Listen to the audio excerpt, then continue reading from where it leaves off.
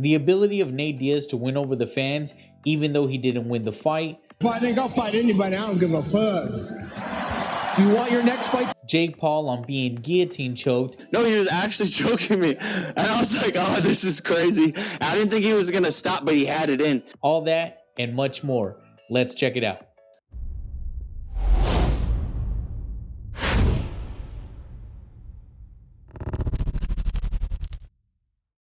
Nate Diaz addresses that he was upset at Jake Paul during the build-up to the fight because this was only a boxing match and it doesn't really prove who's the better fighter. You know, I come to the territory and it's all is fair. Love and war, I'm always about that. Say whatever you want, that's fine. But then when you start making things trying to make things personal, saying shit he shouldn't be saying, that once and then it hurts these and people's feelings when I say this ain't a real fight, because it's a real fight. Remember Logan Paul in New Orleans? Nate Diaz said he's not making excuses, but told media that he received an injury to his right arm and wasn't able to jab about 2 weeks out before the fight.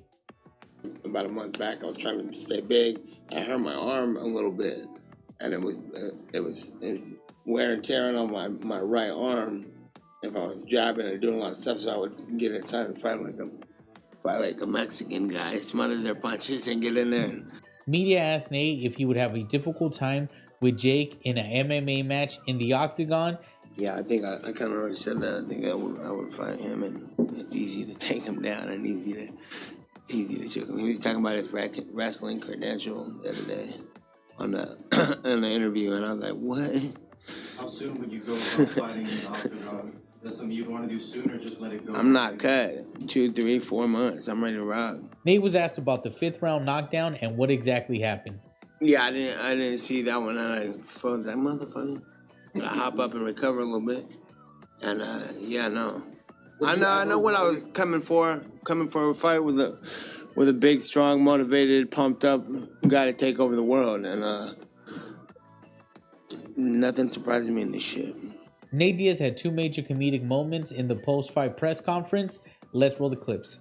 What was the question? Yeah, I'll fuck up everybody. What's happening? And they give their criticism on what I do in the media. Bro, we're trying to...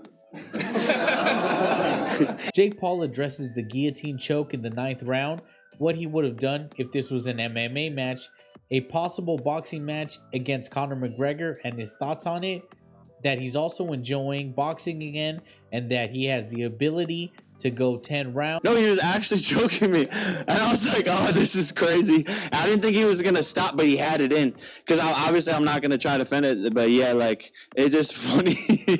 I was like, this is crazy. But yeah, man, like, that's why I want to do it back in MMA. It's fun, man. I'm with all the shit. Yeah, but like, if I'm ready for it, I would have dropped. If it was an MMA, I would have dropped to a double leg, picked him up, and dropped him on his head. I don't care about that guy.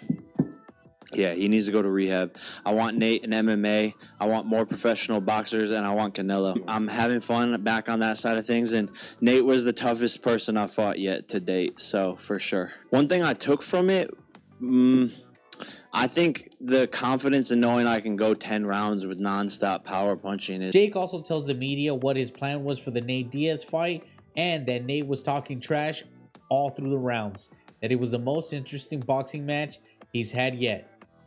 Yeah, look, my motor was running hot, and I was punching him hard and hard and hard, and he wasn't going down. He was standing there, and so I didn't want to burn out and then let him catch a wind and come back with something.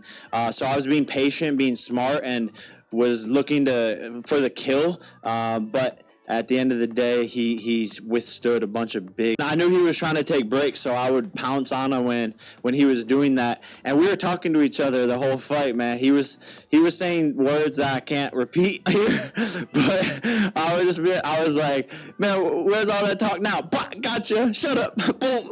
So it was fun. When you're in there with another dog, like you can sense it. And it just makes the sport more fun, and this fight was probably the most memorable yet. My overall thoughts about this Jake Paul-Nate Diaz fight were, was this the most highly contentious boxing match there could have been? No. Is there any real implications in the boxing rankings after this match? Of course not. Was it enjoyable? Yes. Do we need more things like this in boxing? Of course. Has boxing become pretty dull? Yes, it has. Are these boxers, YouTube stars, MMA guys reinvigorating boxing? It seems that way. Boxing is now enjoyable again, and it's making it more competitive for these actual boxers to go out and produce actual things. Boxers had become complacent and didn't feel like they had to do as much promotion, it felt like. But now with these YouTube guys, these MMA guys, boxing is now somewhat enjoyable again. They both made a ton of money. I'm happy for both Jake and Nate. I hope they do go on to have an MMA match. That would be quite enjoyable. It'll most likely have to be with the PFL. So Nate would have to at least sign a single fight deal, maybe multiple fight deal. But they said they offered him $10 million. I feel like the PFL would have to pony up much more than $10 million to get Nate Diaz to go over to the PFL. But it seems like with the PFL, he could most likely have his own sponsors and he could make a lot more money. And he doesn't need to be fighting the upper echelons of the UFC anymore. He can just have a good time, do exhibition matches, and get paid. Who doesn't want to see a Diaz get paid? Stockton 209, let's go.